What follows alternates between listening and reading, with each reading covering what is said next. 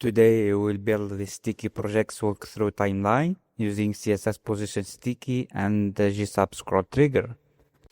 What we have here is a simple layout, a hero section and a footer, just to make the page scrollable before and after the project section. Inside the project section, I already created and styled the project's cards.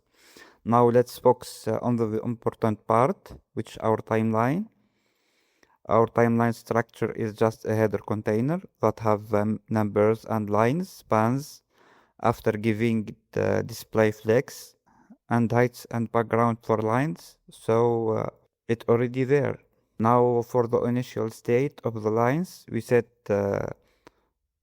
transform scale 0 and transform origin left. We use scaleX 0 because we want to create drawing effect from left to right using GSAP.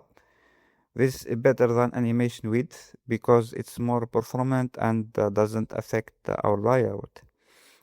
So each line will grow as we scroll one after another.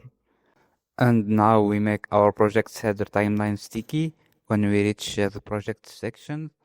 This means it will stay fixed at the top while we scroll through the projects and then naturally scroll away when we leave the section.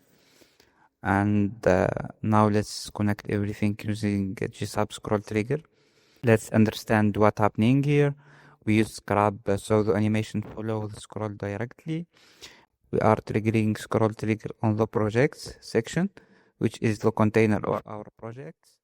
ScrollTrigger ties the animation progress scrolling through this part of the page. We have 4 lines and 4 sections, so each line gets synchronized with scroll progress of its corresponding section.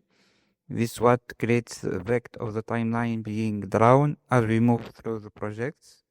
And that's it. If you want to see more creative front-end development, not forget to subscribe.